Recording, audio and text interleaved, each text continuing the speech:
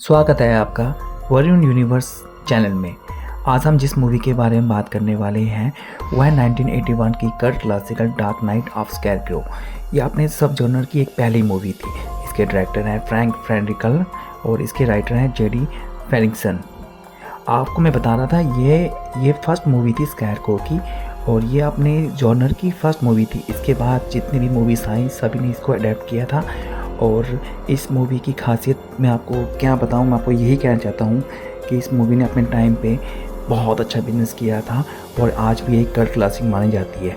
चलिए शुरू करते हैं इस मूवी का ब्रेक।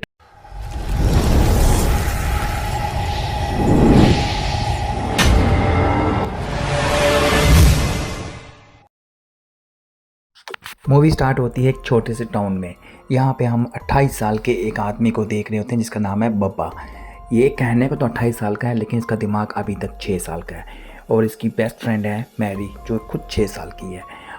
ये इसी के साथ हमेशा खेलते हैं दोनों। और इन दोनों को देख के टाउन के काफ़ी लोग जलते हैं। मेरा कहने का मतलब है ओल्ड मैन ऑडिन हैग्रन से।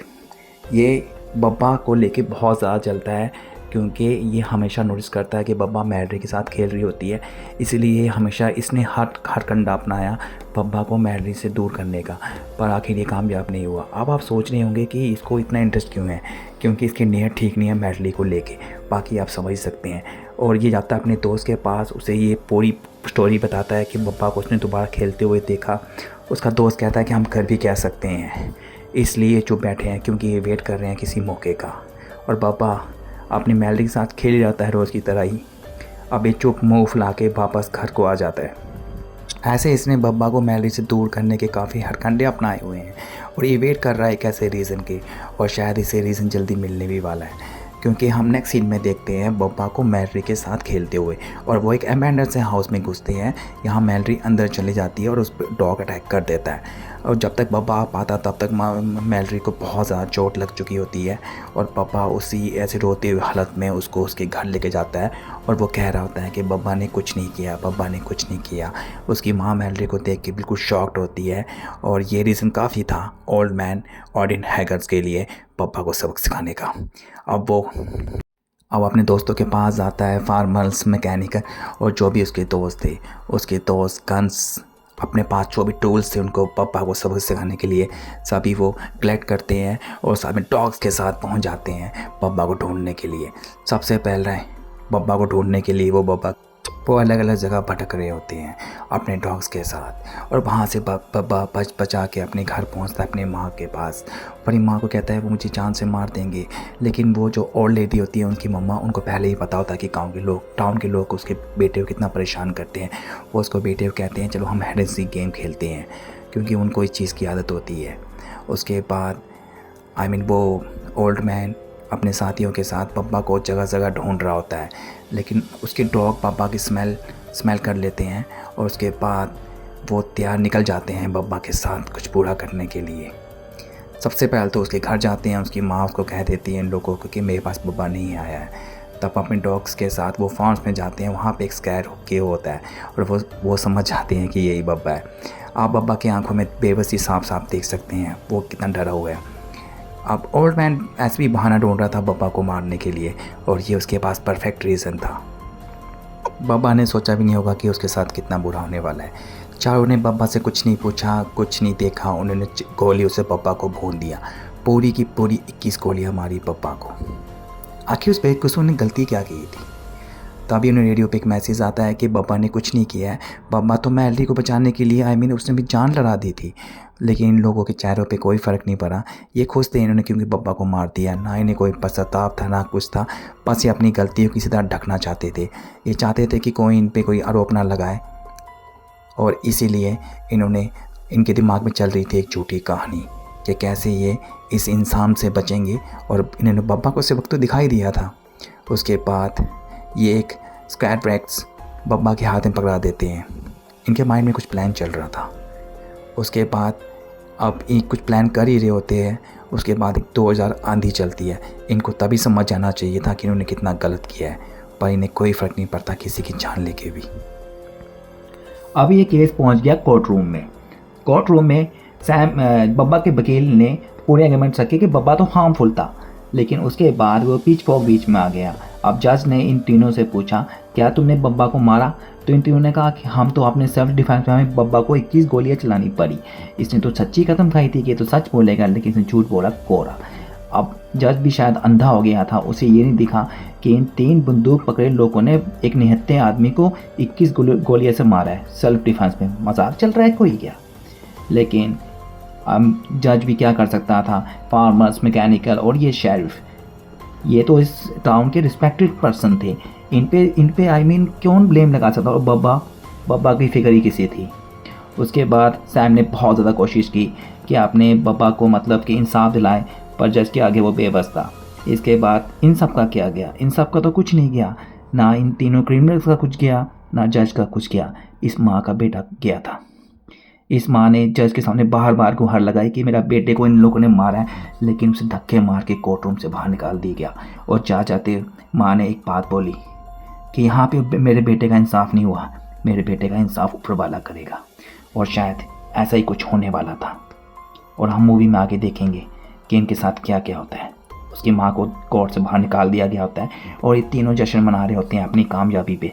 अब ये खुश थे और सैम, बब्बा का वकील, अभी भी कोशिश में था कि बब्बा को कैसे इंसाफ दिलाया जा सके। ये तीनों कोर्ट रूम से सीधा निकलने के बाद गई अय्याशी करने के लिए, और बाहर अभी तक हवाएं चल रही थी। और वहाँ मैलरी अपनी माँ से पूछती है कि बब्बा कहाँ है, लेकिन उसकी माँ कुछ नहीं बोल पाई। उसके बाद मैरी चोरी छुपे सीधा निकली बब्बा के घर पे। उन्होंने बब्बा की मम्मा से पूछा कि बब्बा कहाँ है। उसकी माँ ने कहा कि वो बहुत दूर। और बब्बा की माँ उसे क्या बोल सकती थी मैलरी को। मैलरी भागती हुई जाती है फॉर्म में, और वहाँ पे वो वहाँ से वापस आती है और वो मिस्टर रेडर जो बब्बा की मम्मा है उनको बोलती है कि बब्बा कहीं नहीं गया है, वो हमारे साथ हाइड एंड सीक खेल रहा है। नेक्स्ट डे हम देखते हैं हैरिसन को जो अपने फार्म में एक स्कैरक्रो देखता है। उसके बाद वो इतना घबरा जाता है, वो उसके जल्दी फ़ौरन बाद वो जाता है अपने दूसरे फ्रेंड के पास जो एक मैकेनिक है। उसके बाद ये दोनों इकट्ठे होके डिसाइड करते हैं कि इन्हें ओल्ड मैन के पास जाना चाहिए। और वो ओल्ड मैन के पास जा रहे हैं। वो तो नशे में धुत था, लेकिन पूरा टाउन तो सोचता है कि ये देवता आदमी है, ये तो पीता ही नहीं है। मुंह में सेंट मारने के बाद अब वो इन लोगों की बात सुनता है। उसके बाद ये इन तीनों को बोलता है कि ये सब कुछ बब्बा का वकील सैम कर रहा है हम लोगों को डराने के लिए, ताकि हम अपना जुर्म कबूल कर ले। और तुम लोग कोशिश करना कि दोबारा मेरे पास मत आना, नहीं तो लोगों को शक हो जाएगा। रात को सेट होने के बाद हैरिसन देखता है कि वो स्कैरक्रो अब वहाँ पे नहीं था।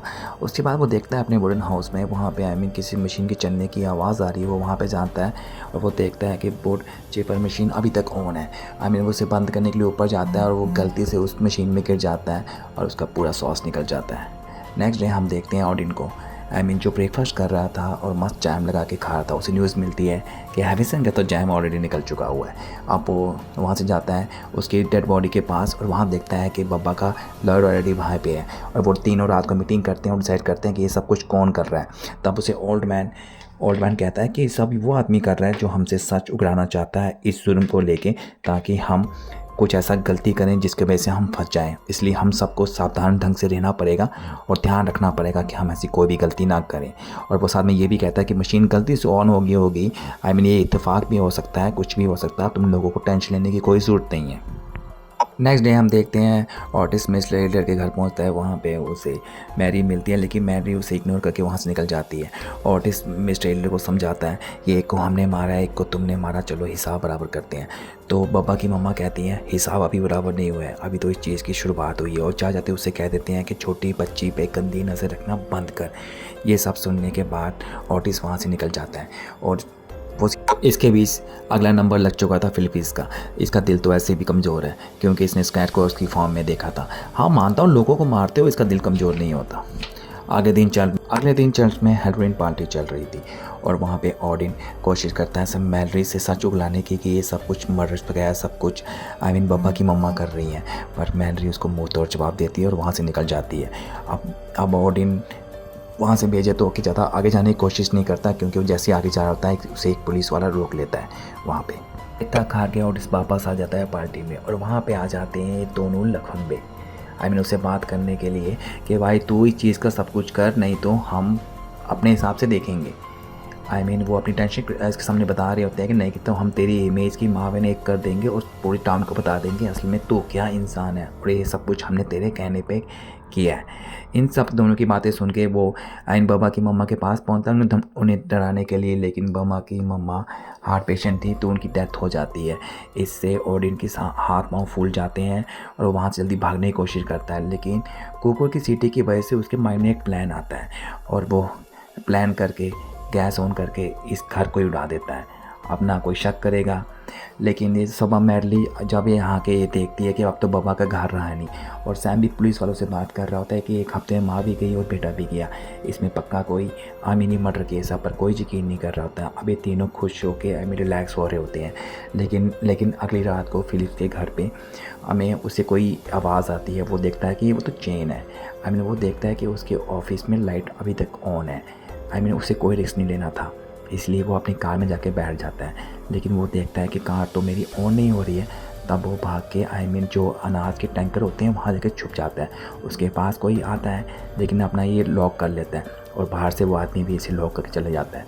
बाद में मशीन ऑन हो जाती है और सारा अनाज इस पर गिरता है। ने अपने आप को बचाने की बहुत ज़्यादा कोशिश करता है, पर एंड में ये भी मारा जाता है। फिलिप्स की मौत की खबर जैसे ही स्केटर के पास पहुंची वो काफ़ी डर गया। उसने ओल्ड मैन ऑडिन से बोला कि जा तो तू पुलिस को सब कुछ बता दे, नहीं तो मैं जाके पुलिस को बता देता हूँ। तो ओल्ड मैन उससे कहता है कि हम पहले कंफर्म तो कर लें, क्या पता वो मरा ही ना हो। 21 गोलियां खाने के बाद भी। तो वो कंफर्म करने के लिए उसकी लाश को खोदने के लिए वहाँ जाते हैं, लेकिन पैनिक उस समय भर गया जब वो देखते हैं कि उसकी लाश तो वहीं पे है। स्क्रेटर इस चीज़ से इतना डर गया था, वो कह रहा था कि बार बार मुझे पुलिस के पास जाना है। हम सच सच बता देते हैं, क्या पता है सब कुछ बाबा की आत्मा ही कर रही हो या कौन कर रहा हो। ऑडिन उससे कहता है ये शायद मैडली कर सकती है, पागल है क्या, 6 साल की बच्ची है वो। ऑडिन का दिल तो कर रहा था कि वो स्केटर को जान से मारते, लेकिन वो अपनी भावनाओं पर काबू रख के उससे कहता है कि तू जीता मैं हारा, पहले इस लाश को दफन करते हैं, कॉफिन को क्लोज करते हैं, उसके बाद हम पुलिस जाएंगे। और वो मौका देख के उसके सर पे बेलचा मार देता है, जिसकी वजह से सिगरेट की वहाँ भी मर जाता है वो बेचारा वहीं पे। उसके बाद वो नशे में धो के अपनी ड्राइविंग कर रहा होता है और रास्ते में उसे देखती है मैलरी, जिसके वजह से वो गाड़ी कहीं ठोक देता है। वो मैलरी का पीछा कर रहा होता है और वो मैलरी का पीछा करते करते उसके पास पहुंचता है। वो उसे हिप्नोटाइज कर रहा होता है। वो कह रहा था कि सब कुछ तुम्हारे वजह से हुआ है। वहाँ हम देख रहे होते हैं एक ऑटोमेटिक क्रेन को, जो उसी ओल्ड मैन के पास आ रही होती है। ओल्ड मैन उसे बचते भाग रहा होता है वहाँ पे, लेकिन वो क्रेन उसी का पीछा कर रही होती है कि वो टकरा जाता है उस क्रैक और से और उस पिच फॉक से जिससे उसने बाबा को हाथ में पकड़ाया था, उसी से उसके पेट में वो पिच फॉक चले जाता है और जिसके वजह से उसकी वहीं भी डेथ हो जाती है। हम देखते हैं मैलरी को, अब उसके पास वो स्क्रैक को आता है, पापा आता है उसे वो रोज़ वो फूल गिफ्ट करता है। हम फर्स्ट टाइम इस समय स्क्रैको को चलते हुए देखते हैं इस मूवी 1981 के आसपास की इस टाइप की मूवी जो आज भी हमें काफ़ी ज़्यादा फ्यूचरिस्टिक महसूस होती है। अपनी सोच के हिसाब से कैसे इस मूवी में जिस पिच फॉर्क से ओल्ड मैन ऑडिन ने बाबा को फंसाया और लोगों को कहा कि उन्होंने हमें मारने की कोशिश की, हमें अगेंस्ट में उन्हें सेल्फ डिफेंस में गोलियां चलाई, उसी पिच फॉर्क से एंड में उसकी जान जाती है। लोग सच कहते हैं, सर्कल रिपीट होता है और वही रिपीट हुआ था इस मूवी में। बाबा एक मासूम सा मानता हूँ वो थोड़ा एबनॉर्मल था, लेकिन वो किसी को हार्म नहीं करना चाहता था, लेकिन इन लोगों ने उससे जान से मारा। उसके बाद जिस ढंग से बाबा की आत्मा एक स्कैरक्रो बन के उससे बदला लेती है, इस मूवी में हमें धीरे धीरे मूवी देख देख के इसकी लिए अट्रैक्ट हो रहे हैं थे कि ये मूवी का एंडिंग बहुत अच्छी परफेक्ट थी और अपने टाइम में एक कल्ट क्लासिक मूवी थी। इसके बाद इस टाइप की बहुत सारी मूवीज़ आई इसकी एडेप्शन को कॉपी किया गया। कुछ सालों बाद इसका पार्ट 2 भी आया जो इसी तरह परफेक्ट रहा।